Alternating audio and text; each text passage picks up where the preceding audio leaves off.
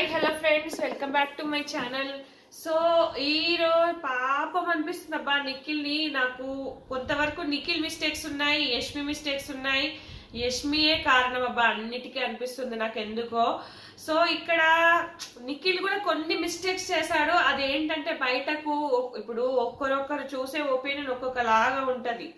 దానివల్ల ఏంటంటే ఒక మాట అనబోయి ఇంకో మాట అనడం వల్ల అది వేరేలాగా పోట్రే అవుతుంది. సో ఇక్కడ నిఖిల్ క్యారెక్టర్ మీద దెబ్బ పడ్డట్టుగా అనిపిస్తుంది. ఖచ్చితంగా దెబ్బ పడ్డది, ఎందుకంటే నైట్ అంతా ఏడ్చాడు, పిచ్చెక్కిపోయింది, సిగరెట్లు తాగాడు, ఏడ్చాడు. సో అందరూ అది బ్యాడ్ గా వెళ్ళిపోయింది సీత అన్న ఒక మాట వల్ల. నిఖిల్ ట్రాప్ చేస్తున్నాడు, ఆడోళ్ళని వాడుకుంటున్నాడు అన్న వేలో మాట్లాడింది ఆ అమ్మాయి. సో యష్మి నీ ఫీలింగ్స్ నువ్వు చెప్పినావు, అక్కడ నుంచి ఏం ఫీలింగ్స్ లేవు, సో నువ్వు వదిలేయి, కట్ చేసేయి. సో అతను ట్రాప్ లో పడకు అన్నట్టుగా చెప్పింది. ట్రాప్ అనే మాట అది క్యారెక్టర్ అసోసియేట్ చేసినట్టుగా అనిపించింది. కానీ ఇక్కడ ఆ అమ్మాయి ఏ ఉద్దేశంలో అని ఉంటదంటే, యాక్చువల్ గా సీత కూడా నిఖిల్ ఇష్టపడ్డది, పర్ఫెక్ట్ హస్బెండ్ మెటీరియల్ అన్నది. ఇప్పుడేమో బయట చూసి వచ్చి వేరే లెక్క మాట్లాడింది. అంటే ఇక్కడ ఏంటంటే యాక్చువల్ గా నిఖిల్ గొడవలు ఎక్కువగా పెట్టుకోకుండా ఎట్లా వెళ్తాడంటే అతన్ని ఏదో ఒక రకం కన్విన్స్ చేసి, అప్పుడు సోనియా కూడా గ్రూప్ గేమ్ అనగానే ఆ అమ్మాయిని తో మా వాగ్వివాదం పెంచుకోలేక ఆ అమ్మాయితో ఫ్రెండ్షిప్ చేసిండు. సో ఇక్కడ కూడా సోనియా ఇక్కడ కూడా యష్మి చెప్పగానే లేదు కట్ చేసేసి అక్కడికే ఉంటే అయిపోయేది. లేదు నువ్వు ఫ్రెండే, నాకు లవ్వులు గివ్వులు వద్దు, నాకు బయట అమ్మాయి ఉంది, సో నాకు ఇవన్నీ ఉంది, నువ్వు నా మీద ఆశలు పెంచుకోవద్దు అని మొహం మీద చెప్పేసి అయిపోయింది. మొహం మీద చెప్పకుండా ఏంటంటే హర్ట్ అవుతారేమో అన్నట్టుగా అనుకో అని చెప్పేసి అది అట్లా చేయడం వల్ల అతనికే పెద్ద దెబ్బ పడింది ఖచ్చితంగా. అది యష్మి అయితే ఎంట పడ్డట్టుగానే ఉంది. యష్మి ఎంట పడ్డా కూడా నిఖిల్ అవాయిడ్ చేయొచ్చు, వద్దు నాకు ఇష్టం లేదు, దూరం డిస్టెన్స్ మెయింటైన్ చేయి అని చెప్పకపోవడమే పెద్ద మిస్టేక్ అయిపోయింది. అక్కడ గార్డెన్ ఏరియాలో నువ్వంటే నాకు డ్రీమ్ వచ్చింది, నువ్వంటే నాకు ఇష్టం ఉన్నావు, నువ్వంటే నాకు అది అని అంటే నేను నీ గేమ్కి ఎఫెక్ట్ గాను, నిన్నేమనను, ఇవన్నీ చెప్పింది. చెప్పినాక నువ్వు ఒక ఫ్రెండ్ గా నన్ను ఉండు, నాతో ఇదివరకు ఫ్రెండ్ గా ఉన్నప్పుడు కనీసం గుడ్ మార్నింగ్ గుడ్ నైట్ చెప్పటం, ఇప్పుడు అది కూడా లేదు, చెప్పు అని బాధపడుతుంది. సో బాధపడ్డప్పుడు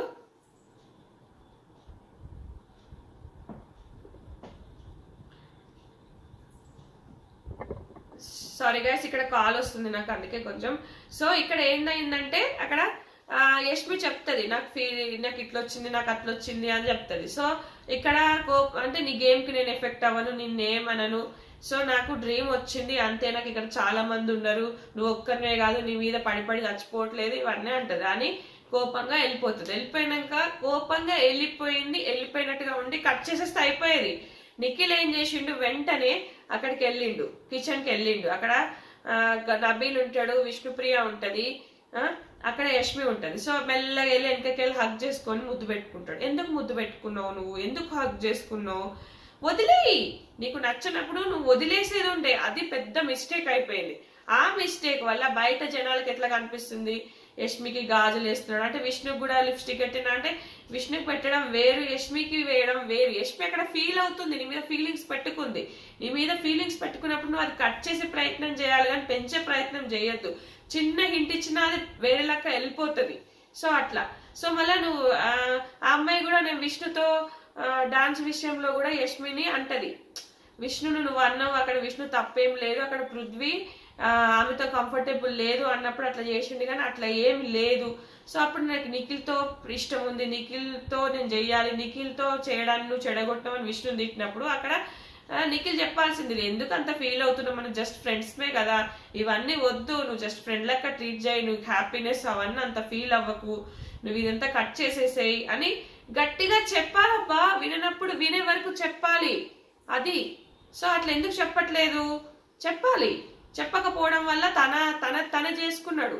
అక్కడ సోనియాతో ఉండడాన్ని అర్థమైపోతుంది, యష్మితో ఉండడాన్ని అర్థం, అది బాండింగ్ ఏదైనా కానీ, రిలేషన్షిప్ ఏదైనా కానీ అక్కడ సోనియాతో ఉన్నది కూడా చాలా బ్యాడ్ గా వెళ్ళిపోయింది. తను పడుకోబెట్టుకోవడం కానీ, అంటే తొడ పైన పడుకోబెట్టుకోవడం కానీ, హ్యాండ్ మూమెంట్స్ అవన్నీ మనకి ఇచ్చారు, అది చెప్తే బాగోదు, ఎందుకు ఒకరిని బ్యాడ్ చేయడం కానీ, ఇవన్నీ బ్యాడ్ గా వెళ్ళినప్పుడు బ్యాడ్ గానే అనుకుంటారు. ఇక్కడ నిఖిల్ ప్రేయసి పెట్టిన పోస్టులు కూడా ఎట్లున్నాయి, మాస్క్ వేసుకొని ఆడుతుండు, కన్నింగ్ ఫేలో, ఇవన్నీ పెడుతుంది.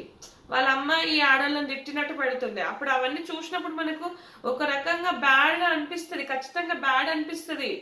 సో ఇక్కడ నిఖిల్ అంతా వెంటబడలేదు కావచ్చు, కానీ వెంటబడుతున్నప్పుడు అవాయిడ్ కూడా చెయ్యాలి, చెయ్యలేదు కాబట్టి అది బ్యాడ్ గా వెళ్ళింది. ట్రాప్ అనే విషయం పెద్ద విషయం కావచ్చు, కానీ కొంతవరకు రీజన్ ఉంది. కానీ ఇక్కడ బాధపడ్డాడు, అబ్బా ఓకే బాధపడ్డాడు తప్పే, కానీ కొన్ని మిస్టేక్స్ చేయకుండా ఉంటే బాగుండేది కదా. ఇక్కడ పాపం నిఖిల్ బాధపడడం బాధ అనిపించింది. రియల్ గా ఆ ట్రాప్ అనే వాడడం పెద్ద తప్పే. ఇక్కడ కొంచెం వేరే లెక్క చెప్పుంటే బాగుండేది, నీ గేమ్ నువ్వు ఆడుకో అన్నప్పుడు ఇక్కడ నిఖిల్ కూడా గట్టిగా మాట్లాడుంటే బాగుండేది. గట్టిగా మాట్లాడకుండా నేను ఇక్కడ ఏం చేసిన అంటే నీ గేమ్ బాగానే ఉంది అని సీత అంటది. నీ గేమ్ బాగానే ఉంది, కానీ అక్కడ నీ వల్ల యష్మి గేమ్ పాడవుతుంది, యష్మి మంచిగా ఆడాలి అన్నట్టుగా యష్మికి చెప్తుంది. నీకేం ప్రాబ్లం లేదంటే ఇక్కడ యష్మి వేరేలాగా అర్థం చేసుకుని పోయి ఉమెన్ విక్టిమ్ కార్డ్ యూజ్ చేస్తుంది. Women card victim card use చేసి ఏడుస్తూ ఉంటుంది, బ్యాడ్ గా వెళ్ళిందా, సారీ పప్ప. ఇక్కడ యష్మి నిఖిల్ నే బ్లేమ్ చేస్తుంది, కానీ యష్మిది కూడా తప్పు ఉంది. యష్మి కూడా ఫీలింగ్స్ చెప్పింది, ప్రేరణతో కూడా బాధపడేది, చాలా రీల్స్ కూడా వైరల్ అవుతున్నాయి. సో అది ఎందుకు అర్థం చేసుకోదు, అర్థం చేసుకోవాలి. ఇప్పుడేమో నిఖిల్దే తప్పు, నువ్వు నా గురించి ఎందుకు రోహిణితో బ్యాడ్ గా చెప్తున్నావు, అట్లా ఎందుకు చెప్పినావు అంటే నువ్వు నీ ఫీలింగ్స్ ఎక్స్ప్రెస్ చేసినావు కదా. కానీ ఇక్కడ మాత్రం నిఖిల్ కి తోడుగా పృథ్వీ ఉన్నాడబ్బా. పృథ్వీ చాలా మంచి సోల్, జెన్యున్ పర్సన్, నిఖిల్ తోనే ఉంటున్నాడు. నిఖిల్ ఇప్పుడు కూడా లైవ్ లో ఏడుస్తున్నాడు. సో ఇది చాలా బాధాకరం నిఖిల్ కి. గౌతమ్ కూడా వచ్చి చెప్తాడు యష్మితో, ఏమంటే నువ్వు నేను వచ్చి చెప్పినప్పుడు ఓకే ఓకే అని అన్నావు, నా లవ్ ఎక్స్ప్రెస్ చేసినప్పుడు, కానీ నువ్వు చేసింది కూడా నా విషయంలో అదే, నీ విషయంలో నిఖిల్ చేసింది అదే. మీరు క్లారిటీ ఉండాలి, సెన్సిటివ్ టాపిక్స్ ఇవి. సో నువ్వు కూడా నిఖిల్కి ఉన్నట్టు చెప్పాల్సింది. అప్పుడు నిఖిల్ కూడా క్లారిటీ ఇస్తే అయిపోయింది. నేను అప్పుడు కూడా నామినేషన్ లో చెప్పాను, ఏ వచ్చి బి వేయాలి, బి వచ్చి సి వేయాలి. అప్పుడు సి అన్నప్పుడు నిఖిల్ డిఫెండ్ చేసుకోబోతుంటే నువ్వే ఆపినవు అన్నట్టుగా అక్కడ క్లారిటీ ఇచ్చుంటే బాగుండేది. ఇక్కడ ఏబిసి ఏం లేదు, యష్మి ఇట్లా ఫీలింగ్స్ డ్రీమ్ అన్నది నాకేం లేదు, నాకు బయట ఉన్నాడు. సో గౌతమ్ కూడా నన్ను వాడుకున్నారు అన్నట్టుగా గౌతమ్ చెప్పినప్పుడు ఇక్కడ Yashmi feelings Yashmi, Nikhil feelings Nikhil, Gautam feelings Gautam correct గా చెప్తే బయటికి కరెక్ట్ గా వెళ్ళేది. ఇక్కడ గౌతమ్ కరెక్ట్ గా చెప్తున్నాడు, పాపం నిఖిల్ ని కన్సోల్ అంటే నిఖిల్ ని బాధపడద్దు అన్నట్టుగా వెళ్ళి చెప్తున్నాడు. అసలు ఈ ప్రేరణ నబీల్ ఉన్నారు చూసారా, ప్రేరణ గోలనే నన్ను ఎందుకు అన్నారు, నేను ఎందుకు ఇట్లా బ్యాడ్ గా పోట్రా అయినా, నేను ఎందుకు ఇట్లా అయినా ఇదే ఆలోచిస్తుంది తప్ప యాక్చువల్గా అక్కడ నిఖిల్ బాధపడుతున్నాడని కన్సోల్ చేయడం కానీ, నబీల్ నన్ను షేర్ అన్నారు, నన్ను అదన్నారు, ఈ నైనిక అనసూర్ వచ్చి నన్ను అనవసరంగా బ్యాడ్ చేసింది, నేను గౌతమ్ గురించి బ్యాక్ పిచ్చింగ్ చేస్తున్నాను, బ్యాడ్ చేసింది అన్నట్టుగా ఫీల్ అవుతున్నాడు. కానీ ఇక్కడ వీళ్ళే అక్కడ నిఖిల్ ఫ్రెండ్ అన్నావు, నిఖిల్ ని కొంచెం ఓదార్చాలి కదా పాపం. అక్కడ నిఖిల్ క్యారెక్టర్ అసోసియేట్ జరిగింది. అక్కడ అవినాష్ కూడా పోయి చెప్తాడు, అవినాష్ నువ్వు సీత చెప్తున్నప్పుడు గట్టిగా మాట్లాడాల్సింది, లేచి నువ్వు మాట్లాడాలి కదా అని, నువ్వు తిను అంటాడు. గౌతమ్ కూడా పాపం అందరు కన్సోల్ చేస్తాను. ప్రేరణ సెల్ఫిష్, ఇక్కడ చూడండి ప్రేరణ చాలా సెల్ఫిష్. నబీల్ కూడా తన గొప్పలు తనే, తనను షేర్ అన్నారు, తనను బాగా ఆడుతున్నావు అని నన్ను టాప్ 5 లో పెట్టిర్రు, ఈ నైనిక వచ్చి బ్యాక్ పిచ్చింగ్ చేసింది అని ఇక్కడ గౌతమ్ తో పోయి చెప్పుకుంటాడు. నీ గురించి నైనిక ఏమంటదంటే గౌతమ్ తో బ్యాక్ పిచ్చింగ్ చేస్తున్నావు, షేర్ అంటున్నావు, షేర్ లెక్క ఆడతలేవు అన్నట్టుగా చెప్తుంది. ఇక్కడ ఇక నబీల్ గౌతమ్ తో పోయి నేనేం నీ గురించి బ్యాక్ పిచ్చింగ్ చేయలేదు, జస్ట్ గాసిప్స్ మాట్లాడుకున్నాము, నిన్ను నేను సీతాఫల్ విషయంలో నామినేట్ చేయాలనుకున్నా, ఎందుకంటే ప్రేరణకి నువ్వు డిస్రెస్పెక్ట్ ఇచ్చినావు మెగా చీఫ్ కి, అక్కడ చెప్పాలనుకున్నా అంతే. అంటే మరి నువ్వేం చేసినావు నబీల్, నువ్వు కూడా స్వీట్ త్యాగం చేసిన అని చెప్పేసి క్యారెట్ హల్వా తిన్నావు, దాచిపెట్టుకొని సున్నుండలు తిన్నావు, మరి అదేంటి, అది కూడా డిస్రెస్పెక్టే కదా, బిగ్ బాస్ కి నువ్వు డిస్రెస్పెక్టే ఇచ్చినావు కదా అని గౌతమ్ ఇక్కడ నబీల్ చెప్పేస్తాడు. నబీల్ ఏం మాట్లాడలేకపోతాడు. సో ఇక్కడ ఇది అంతా జరిగిందనమాట లైవ్ లో. ఇంకా గౌతమ్, తేజ, అవినాష్ వీళ్ళు కూడా మాట్లాడుకుంటారు. వీళ్ళకి పెద్ద బొక్క ఎక్కడ పడింది తెలుసా, అప్పుడు మనము వైల్డ్ కార్డ్స్ రాగానే వీళ్ళు కిల్లర్ యాడ్ టాస్క్ తర్వాత ఓజీస్ ని నామినేట్ చేయాలనుకోవడం పెద్ద పడ్డది వీళ్ళకి, పెద్ద ఇది అయిపోయింది వీళ్ళకు. అందుకే వాళ్ళు వచ్చి గ్రూప్ గేమ్ అంటున్నారు. ఇక్కడ గౌతమ్, విష్ణు వీళ్ళందరూ ఏమనుకుంటారంటే యష్మి నేను అవినాష్ తో ఎక్కువ మాట్లాడుతున్నా, సో మరి అవినాష్ గ్రూప్ గేమ్ అంటావా అంటే గౌతమ్ అంటాడు కలిసి కూర్చొని మాట్లాడుకున్నంత గ్రూప్ గేమ్ కాదు, కలిసి కూర్చొని వాళ్ళని నామినేట్ చేద్దాం, వాళ్ళని టార్గెట్ చేద్దాం, వాళ్ళని ఇది చేస్తాం, అది గ్రూప్ గేమ్ అని చెప్తాడు. చాలా బాగా అనిపించింది. సో ఇక్కడ నబీల్ ప్రేరణ ఒకటే బ్యాక్ పిచ్చింగ్, మళ్ళీ ఒకటే డిస్కషన్.